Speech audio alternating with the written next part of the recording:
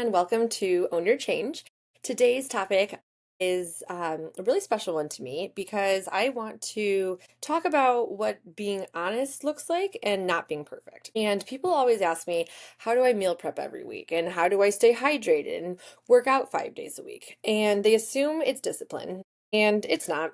It's systems. And it's the way that I set up my environment so that the right choices are automatic. And these habits I have built remove the constant need to decide and plan something out. Right now, they're automated for me because I've done them consistently for years and I don't have to think about it. And here is what all of my habits have in common, that they set me up for predictable times that I will complete said habit. They also all remove decision fatigue. I don't have to think about what I'm going to wear to the gym tomorrow morning. It's already laid out the night before. Repeat, daily habit. Put work clothes in bathroom so I can work out after work.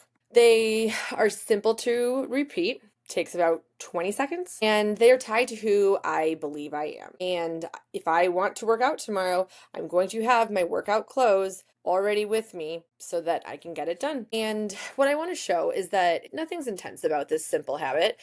It's the consistency and the structure. So before I go any further, I do want to level set. And none of this is to say that you need to have 100 new habits tomorrow. You actually only need to focus on 1 to 2, maybe 3. But let's start with 1 to 2 and let's see how that change over time creates a ripple effect. Because whether you realize it or not, your life right now is being run by invisible habits.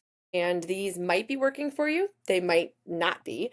And likely they're draining your energy, they are stealing your time, and then ultimately they're quietly limiting your potential. And something that I hear often is someday I'll get my life together. But your habits don't change, so nothing else likely will either. So if you don't change, you could wake up 10 years from now and you could have the exact same problems, except they're going to be even harder to fix. And so my mission is to show you how I've changed my habits and how that change has changed the entire course of my life. And right now, let's break it down to 2 daily priorities: movement and meal prep. And the reason why I want to talk about these two today is these are 2 habits that have created an extraordinary impact over time. They support my physical health, they support my mental health, they anchor me every day. So let's start first with meal prep, which doesn't happen because I wake up motivated on Sunday morning wanting to go to the grocery store. Doesn't really sound fun. Watching TV or lying around the house sounds a lot better. But it happens because I decide my meals will be planned before I'm hungry. And hunger never gets to make decisions for me. I walk into the grocery store with a list and I get it done. I keep it simple. I have the same proteins generally, same vegetables, same staples, and then I'll, if I feel like it, add in some variety. But there's no creativity that I'm relying on. I'm relying on repetition. So every weekend, I do a reset. Sunday afternoon is my kitchen reset. Non-negotiable. You can put music on, a podcast, put on a movie, do it with someone, do it with your partner, and make it fun. But it doesn't need to be glamorous, and it just needs to be predictable. And predictable is what makes consistency possible. And then the second habit I want to focus on is daily movement. And when we think of, if you don't do any sort of daily movement right now, what that could look like is starting with walking every day, getting outside and going for a walk, starting simple. And then once you can consistently do that every day, then why don't we add in some Pilates or strength training, or I don't care what it is, but getting in some sort of daily movement every single day. And that aspect of your health needs to also become a non-negotiable because, you are fueling and building the body that's carrying out your life. So whatever your mission is, if you aren't moving, it's not surprising that that leads to multiple other health conditions or living in pain or brain fog or issues, or not issues, sorry, struggling with aspects of your mental health. And I think when you actually start to move more, this is what I have personally found, you feel better physically. Everything really does get easier. You think more clearly, you regulate your emotions better, you have more energy to show up for yourself and for everyone around you, and you do start to show up differently. Your body is the vessel that you live in, and it's for me, it is my desire to show up as energized as I can every single day. And I know what I need to do to make that happen. So I move every single day. Sometimes it's walking, sometimes it's running, sometimes it's biking, strength training, whatever it is.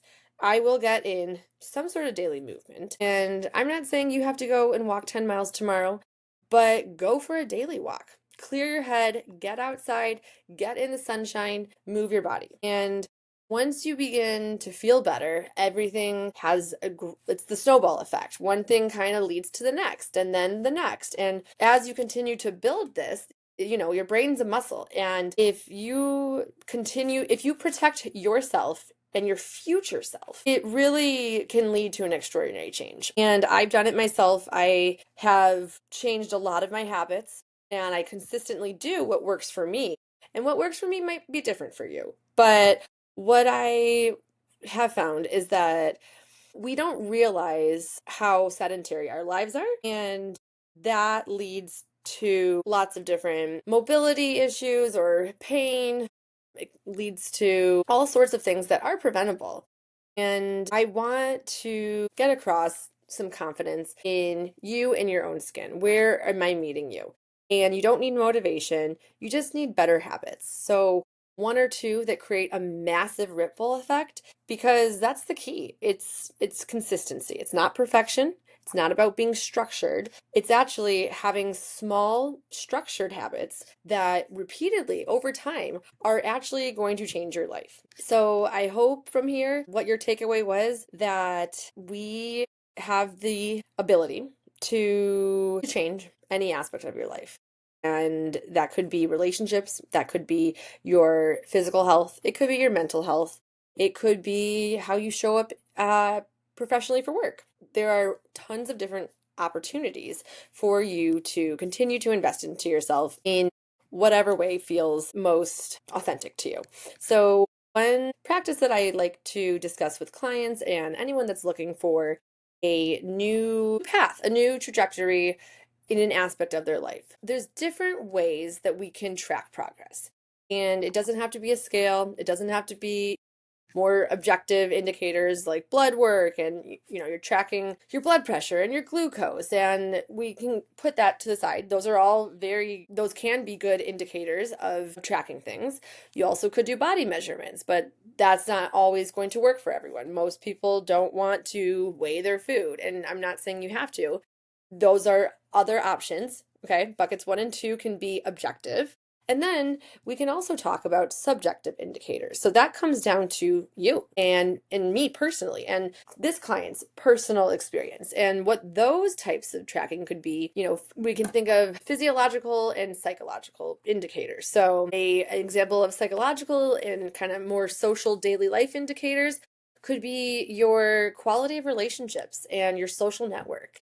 And do you have the energy, or are we working towards building confidence to show up differently in social engagements with confidence, and the participation of being in daily activities with others? That could be going to a yoga class, that could be joining a running club. There's tons of different opportunities that all can guide you towards whatever your goal is. Some other examples of physiological indicators, those could be, we could be tracking your joint mobility and your sleep quality and your energy or your fatigue. And these are all also great indicators of making progress in a direction. And so, all in all, what I'm trying to get across is there's a lot of different ways that you can set a goal, and then let's back plan from there. What are the small skills? What are the daily actions?